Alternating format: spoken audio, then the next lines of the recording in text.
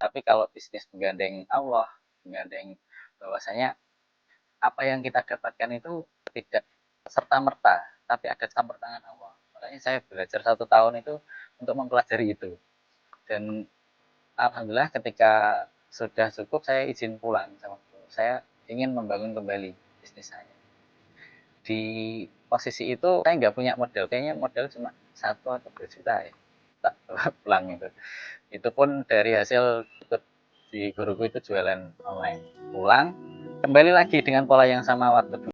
Modal cuma 2 juta. Kalau saya pakai pembesaran nggak ngatasi. Akhirnya 2 juta itu tak pakai netaskan.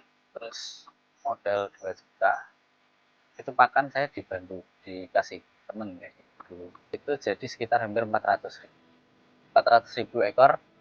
Terus saya besarkan itu sampai ukur 5, 6, 7. Saya jual itu saya dapat uang sekitar 60 juta.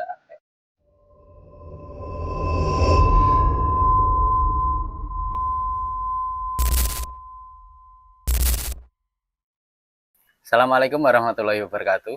Perkenalkan, saya Muhammad Abu Amar. Alamat Desa Pumpungan, Kecamatan Kalitidu, Kabupaten Bojonegoro.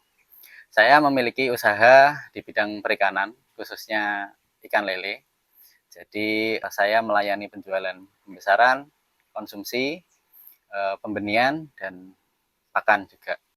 Nama farm saya Ulam Saya Fishery. Sebenarnya ini dulu adalah kolam rintisan bapak saya dari 2006. Bapak saya mulai usaha lele di kolam tanah, cuma 1 petak. Terus lambat laun berkembang di bidang pembesaran dulu mas. Jadi berkembang, terus saya mulai meneruskan di tahun 2020 setelah lulus kuliah. Dulu bapak saya ini kan full pembesaran. Nah, pembesaran itu memang di daerah Bojonegoro itu sangat kesulitan untuk mencari bibit. Jadi rata-rata bibit dari luar kota. Nah, kebanyakan bibit dari luar kota itu ini banyak yang tidak bisa beradaptasi di lingkungan Bojonegoro karena di sini kan kandungan airnya banyak kapurnya. Jadi rata-rata itu sering kolaps, sering mati, dan kebetulan pembenih Bojonegoro itu belum ada atau belum banyak. Sebenarnya dulu itu Bapak sering usaha di berbagai macam bidang. Pernah usaha lele. Sebelum lele itu budidaya jamur, banyak ayam, terus bisnis batu bata juga, dan sering bangkrut. Dan kebetulan di usaha ini, di lele ini masih bisa bertahan karena memang cara budidayanya ya seperti itu ya, pada umumnya ya lebih mudah lah. Dan kayak di lingkungan ini kan, tempat saya ini kan padat penduduk ya, termasuk kanan kiri ya ada tetangganya. Dan lele ini kalau di treatment dengan baik itu airnya tidak berbau. Jadi menurut saya perawatannya lebih mudah dan pasarnya juga jelas. Sebenarnya perjalanan perlelean ini panjang. Jadi lele ini dulu bapak saya ini ngerintis lama, terus sempat bangkrut juga dari 2018 sampai 2020. Kolam kosong semua karena bangkrut ya, karena bapak juga ikut bisnis yang lain, ikut bangkrut, dan kolam kosong pas waktu saya lulus kuliah. Nah lulus kuliah itu bapak bilang sama saya bahwa yang saya punya ini cuma lahan, cuma lele ini aja, lahan lele ini aja yang bisa kamu kelola. Ya bapak nggak bisa modalin apa-apa kecuali lahan ini. Ya lahan sudah banyak, tapi banyak yang rusak sebenarnya. Banyak yang rusak. 2020 saya lulus kuliah, ikut Pak Le saya, kan kebetulan juga budidaya lele juga pembesaran dan masih bertahan gitu. Saya ikut di sana ya wes, pokok belajar selama 2 tahun itu dari 2020 sampai 2022. Saya pure belajar, nggak digaji nggak apa, pokok niat untuk nyari ilmu lah. Terus setelah itu, setelah dari ayah, saya disangoni sekitar ya kurang lebih ada uang 2 juta kayaknya. 2 juta itu kalau tak bikin pembesaran ya mungkin cukup untuk nebar 1.000 ekor. Tapi kalau benih itu masih 50-50, bisa dikembangkan lebih banyak lagi juga. Nah kebetulan dulu itu saya modal segitu aku pengen nyoba pembenihan dulu. Nah, akhirnya dari pembenihan saya netaskan satu kolam 2 juta itu jadi 4 juta, 4 juta jadi 8 juta, semakin berkembang. Terus akhirnya di sini ini yang awalnya pembesaran ini sekarang fokus pembenihan. Dulu hambatannya mungkin karena saya masih pemula dulu. Belum tahu kalau misal ada penyakit ini, penyakit itu masih terus mencari. Tapi dalam pencarian itu tentunya kan masih merugi ya. Kadang mati satu kolam, dua kolam itu udah sering banget. Dan waktu itu saya sudah punya karyawan. Jadi jarak 2022 sampai 2023 itu punya karyawan satu. Omset saya ya sudah lumayan lah sekitar 20 sampai 30 jutaan untuk per bulan pembenihan itu tadi. Proses belajar itu nyari obat ke sana ke sini. Cara nangani ini piye gitu masih. Kalau dulu karena di Bojonegoro ini kan memang kesusahan ya dalam membenihkan lele. Saya itu dulu belajar itu rata-rata di YouTube. Ya lihat dari jurnal-jurnal juga, jurnal penelitian itu juga dan berhasil. Dan ternyata ketika berhasil itu ada orang yang tahu, itu ngasih tahu temennya, ngasih tahu ketok tular gitu mas. Akhirnya banyak yang tahu di sini jual bibit lele, akhirnya banyak langganan. Terus juga saya nyoba pasarkan di Facebook, di TikTok juga ngiklankan. Jadi ya banyak dari mana. Kalau bibit ini alhamdulillah saya selalu kekurangan ya. Bibit berapapun itu selalu habis. Jadi menurut saya untuk memenuhi pasar Bojonegoro ini sangat kekurangan sekali karena memang banyak orang-orang yang sudah paham cara budidaya ikan lele dan untuk teknik budidaya dan lain sebagainya kan mudah ditemukan di YouTube, di konten-konten seperti itu kan. Jadi mau memulai itu mudah, tapi bibitnya itu di Bojonegoro itu masih susah, makanya masih sangat berpotensi untuk dikembangkan.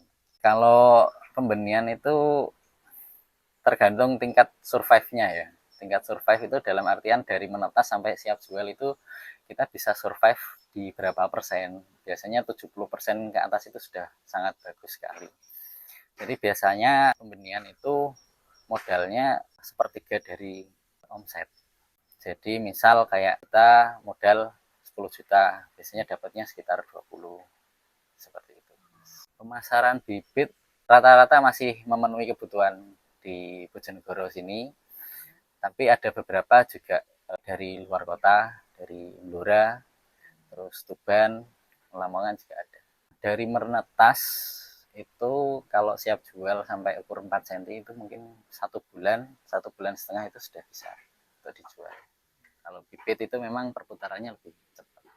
Dulu itu saya sering nyoba ya jenis-jenis berbagai jenis, ada sangkuriang, mutiara, gana dan lain sebagainya itu pernah saya coba semuanya. Tapi di sini saya prioritaskan di strain mutiara karena memang dari petani juga saya selalu tanyakan yang terbaik itu yang mana. Ternyata mereka menilai mutiara itu yang paling bagus. Jadi saya mengikuti pasar. Di sini pemijahan alami, Mas. Karena pernah saya nyoba pemijahan buatan, ya memang hasilnya bisa lebih banyak dan bisa diperhitungkan jumlahnya. Kita mau menetaskan jumlah berapa itu bisa, tetapi dari segi mungkin pribadi saya ya menilai kalau buatan itu anakannya, bibitnya itu sedikit lebih lemah daripada yang asli, yang alami. Kalau di sini perawatan mungkin ya simple sih mas. Jadi ya kuncinya di air. Jadi ketika air keruh itu mungkin ya bisa disipon, diganti air baru kayak itu. Terus untuk proses perawatan mungkin ya sama seperti pada umumnya. Setelah 3 hari menetas, dari menetas itu kita kasih pakan cacing sutra sampai mungkin 4 sampai 7 hari baru lepas cacing baru dikasih pakan pabrikan. Di Bojonegoro sini alhamdulillah sudah ada beberapa pembudidaya cacing sutra sendiri. Jadi insya Allah kebutuhan untuk cacing sutra masih tersuplai dengan baik. Kalau dulu zaman awal-awal saya netaskan dari 2022 itu masih sangat langka. Cacing itu ngambil di alam, di kali yang kadang ada, kadang enggak. Nah, kadang kita itu sudah mijahkan banyak dan cacing nggak ada, yang repot seperti itu. Itu cerita waktu awal.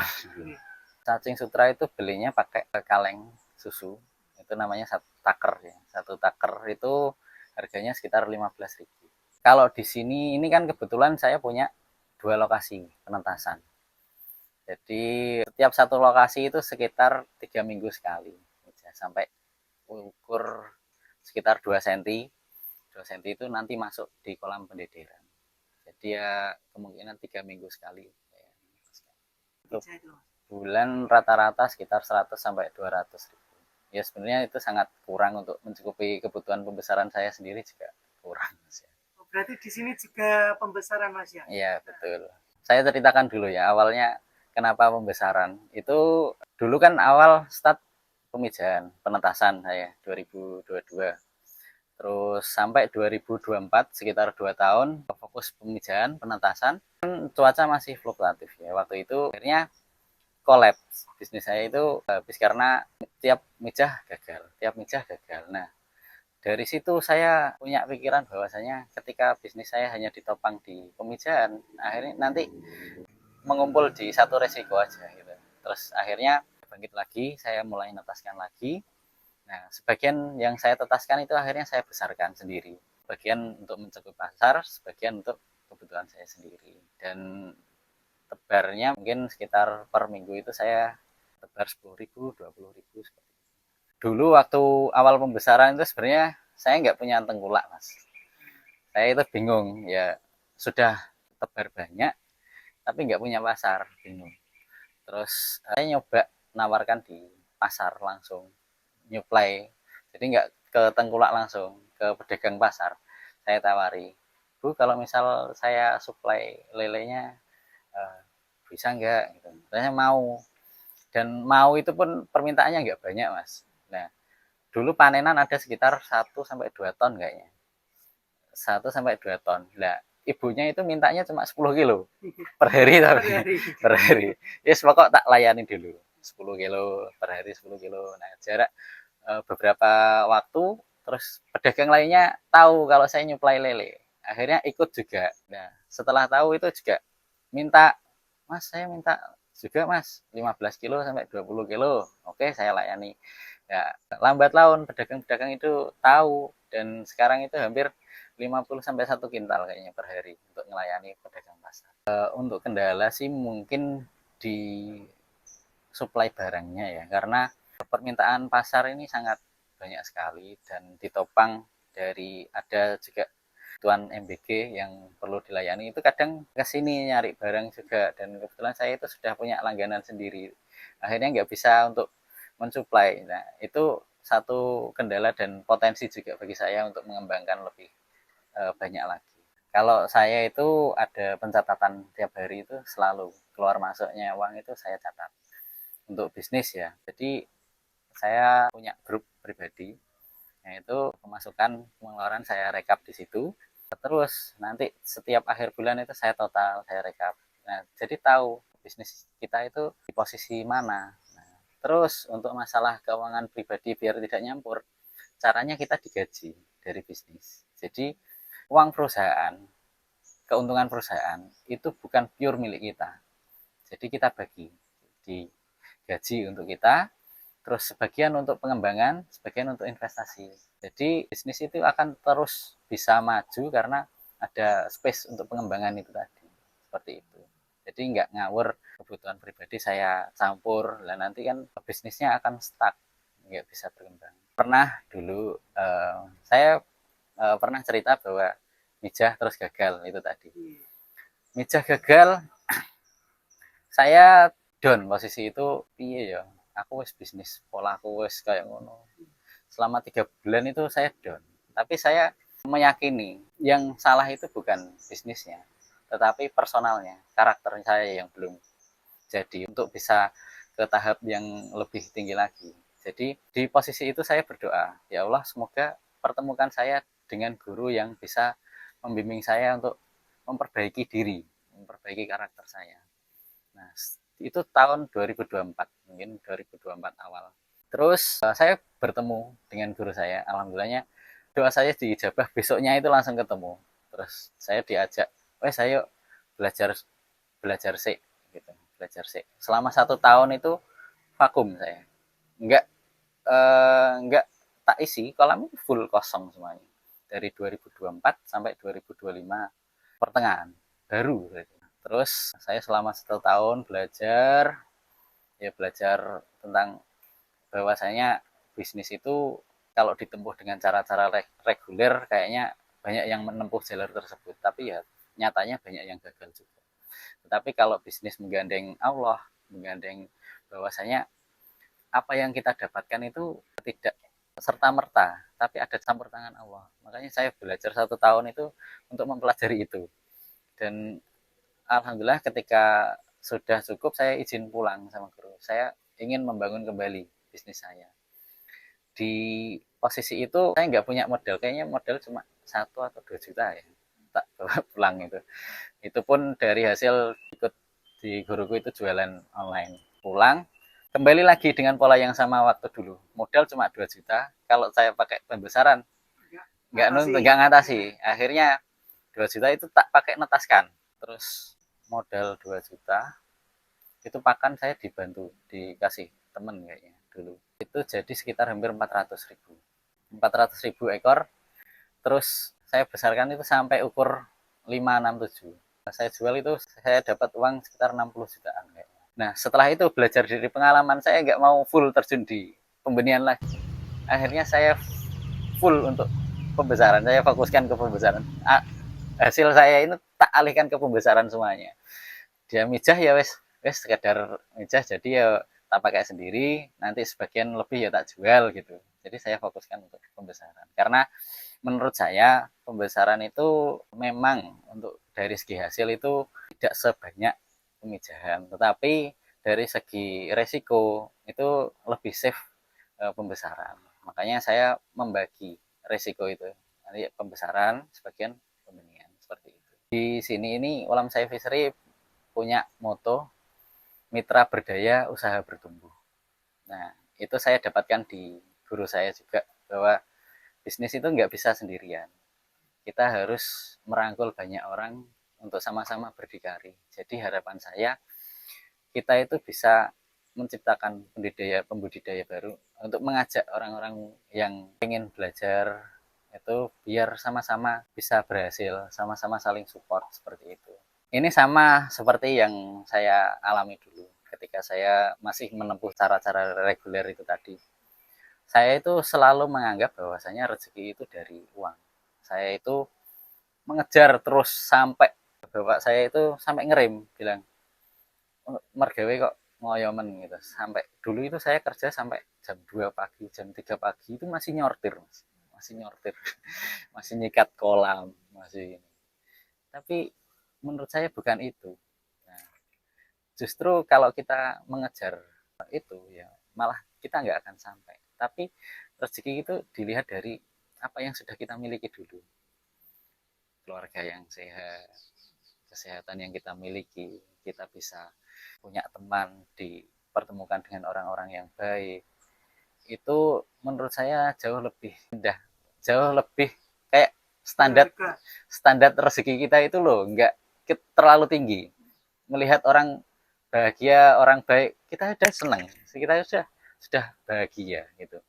Nah menurut saya mengejar rezeki kalau awalnya tidak bahagia itu ya nggak akan sampai. Makanya kita itu harus bahagia dulu, kita syukuri apa yang kita miliki dulu, baru rezeki kita juga akan ditambah seperti itu.